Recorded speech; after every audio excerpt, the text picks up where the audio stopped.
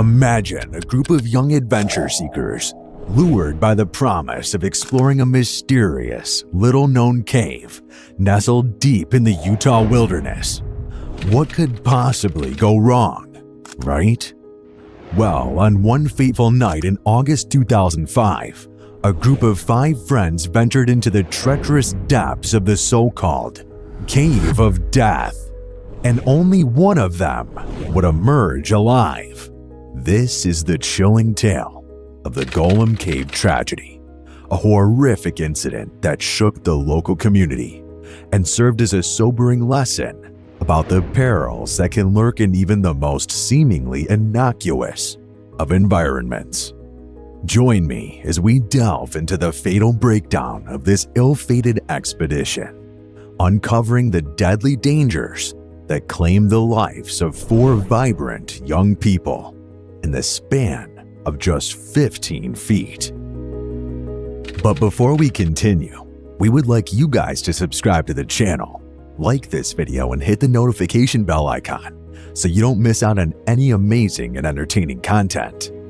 It was a cool August evening in 2005 when a group of 5 young friends, Jennifer Gilbraith, Blake Donner, Scott McDonald, Ariel Singer, and Joseph Ferguson, gathered for a late dinner in the bustling city of Provo, Utah.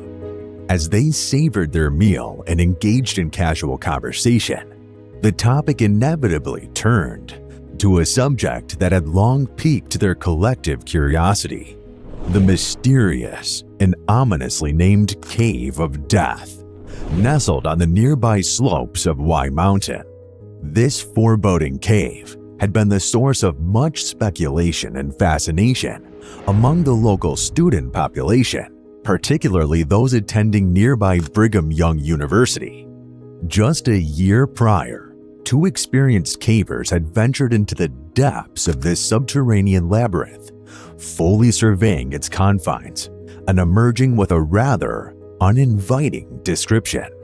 Covered in a foot of water and standing a mere 4 feet tall, the cave would require any prospective explorers to crouch down and wade through a nearly 100-foot entrance tunnel just to reach the inner chambers. Yet for this group of adventurous young souls, the allure of conquering the challenges posed by this hidden cavern proved irresistible. As the night wore on and the clock struck 2 a.m., the 5 friends, with a thirst for exploration, made their way towards the daunting entrance, determined to uncover the mysteries that lay in wait within the depths of the Cave of Death. Jennifer Gilbraith, having previously braved the watery tunnel, reassured her companions that they would be able to hold their breath and successfully swim the 15-foot distance to the inner chamber. Despite her own harrowing experience during a prior expedition, which had left her hypothermic and unconscious, her excitement to share this secret place with her friends would prove to be rather unfortunate. One by one, Blake Donner, Scott McDonald, and Ariel Singer summoned their courage and lowered themselves into the narrow, water-filled passage. With only a single flashlight to guide them, they followed the path that Jennifer had taken, disappearing into the inky blackness of the underground realm. Their 5th companion, Joseph Ferguson, opted to remain outside the main cave entrance until they returned, content to let the others embark on their adventure. As the 4 cavers navigated the frigid, confined tunnel, they faced a daunting challenge that would ultimately seal their fate. The passage was no bigger than a refrigerator door, measuring just 2 feet wide and 4 feet high. A claustrophobic, water-filled space that offered little room for error or moving around. Despite the presence of a rope that was attached to a rock in the main cave, leading through the underwater tunnel and tied to a piece of wood in the inner cave, this lifeline proved little comfort in the darkness. Previous explorer Brian Lamprey had recounted a harrowing experience of overshooting the exit hole and ending up at a dead end just 4 feet past the hole, desperately pushing backwards until he found the opening, just seconds before drowning. This same scenario would soon befall Jennifer, Blake, Scott, and Ariel. The narrow confines of the tunnel allowed for only one person to navigate it at a time, forcing the cavers to take turns in their attempts to reach the inner chamber. With the water sapping their strength and disorientating blackness closing in around them, any misstep or loss of bearings could prove fatal. As each member of the group plunged into the tunnel, they faced the terrifying prospect of becoming hopelessly lost, unable to find the small exit hole that stood between them and salvation. The rope intended to guide them offered little reassurance in the chaotic scramble to escape the watery confines.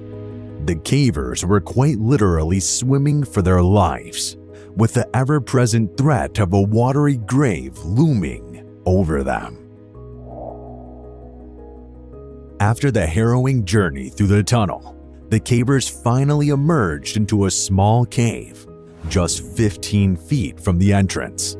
Here, they were able to stand and move around, with approximately 3 feet of airspace above the water's surface.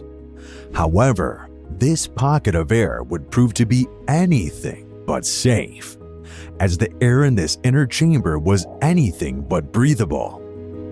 In the world of caving, the term bad air refers to any atmospheric composition that deviates from the normal 21% oxygen and 79% nitrogen mixture that sustains human life. Due to the stagnant nature of this particular cave and the closed-off water source, the levels of carbon dioxide were likely dangerously high due to the erosion of limestone and seepage from plant decay. There was also evidence of candles burning inside, which would have only exacerbated the problem, further depleting the available oxygen. As the cavers spent time in this inner chamber, the oxygen levels would have steadily declined, while the carbon dioxide steadily built up. This subtle yet insidious shift in the air composition would have severely impaired their ability to think clearly and breathe effectively. Even if they had only remained in the cave for a few minutes, the diminished oxygen would have made the return swim through the treacherous tunnel a perilous endeavor. The cavers, unaware of the deadly trap they had stumbled into, may have initially felt a sense of relief at having made it to the inner cave. However, as the air they breathed grew increasingly foul, their chances of survival would have diminished with each passing moment. The very environment that had promised respite had instead become a silent killer, slowly robbing them of their ability to escape. As the cavers prepared to make their way out of the inner cave, they faced a new and equally treacherous challenge: the narrow, water-filled tunnel that had served as their entrance.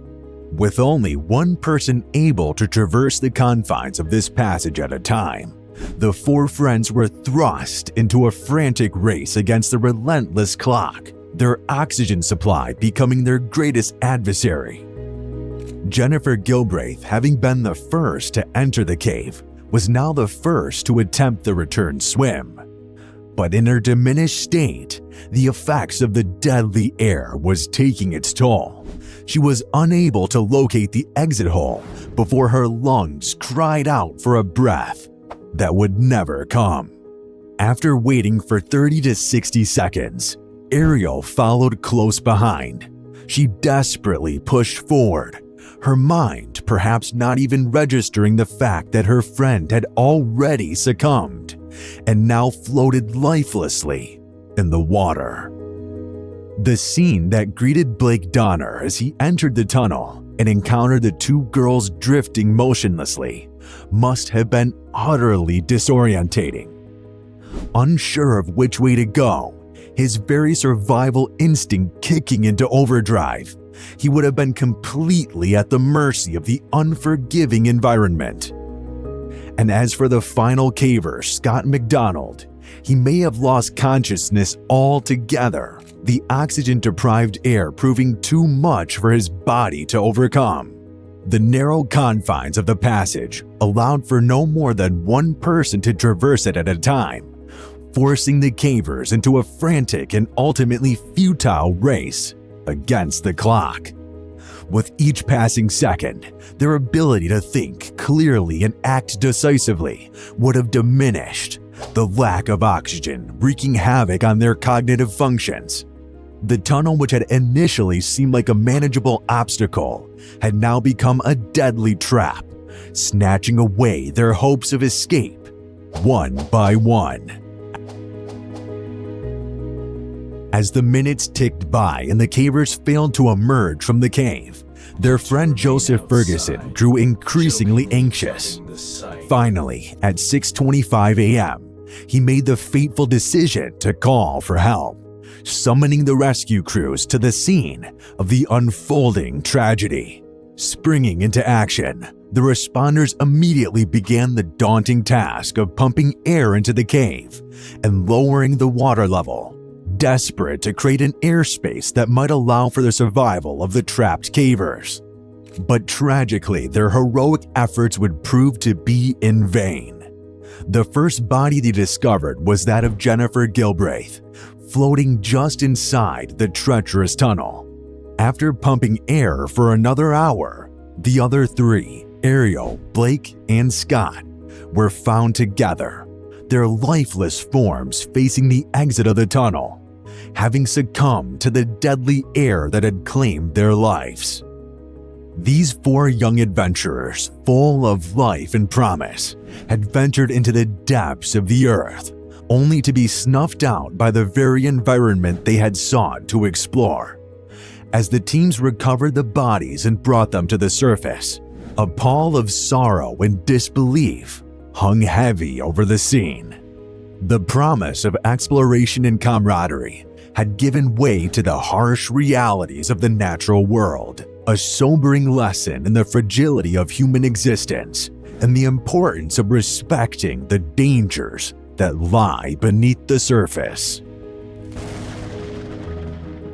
In the immediate aftermath of the Gollum Cave tragedy, the authorities took swift and decisive action to ensure no further loss of life would occur in this treacherous underground labyrinth.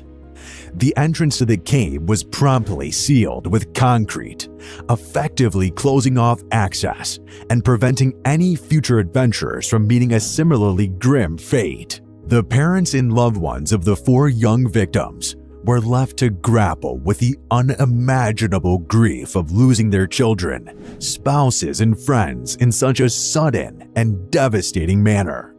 Yet even in the depths of their heartbreak, these resilient individuals found solace in their faith and the unwavering support of their close-knit community.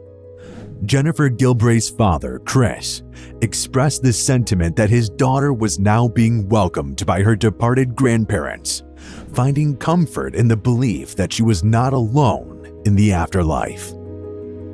Doris Gilbraith, Jennifer's mother, also spoke of the pain she felt, but tempered it with a deep appreciation for the thoughtfulness and kindness of Blake Donner, Jennifer's boyfriend, who was among the victims.